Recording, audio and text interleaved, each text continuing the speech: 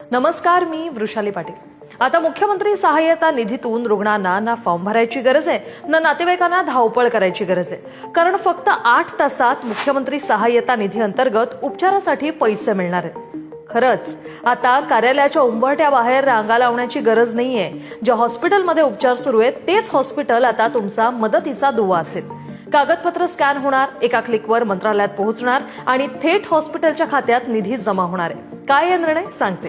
पूर्वी अर्जाची छाननी व्हायला दिवस लागायचे, आता तातडीच्या प्रकरणांमध्ये केवळ 8 तासांच्या आत मदतीचा निर्णय घेतला जाईल। रुग्णाच्या नातेवाईकांना आता सरकारी कार्यालयात चक्रा मारायची गरज पडणार नाही।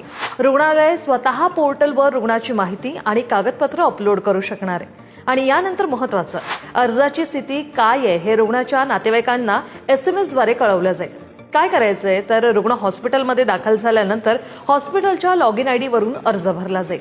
सर्व कागदपत्र ऑनलाईन तपासली जातील आणि डिजिटल स्वाक्षरीने मदतीचं पत्र थेट हॉस्पिटलला प्राप्त होईल। यामुळे गरजू रुग्णांना वेळेवर उपचार मिळतील आणि पैशांच्या अभावी कुणाचेही उपचार थांबणार नाही। ही सुविधा राज्यातील नोंदणीकृत सर्व मोठ्या रुग्णालयांमध्ये उपलब्ध करून दिली जाते।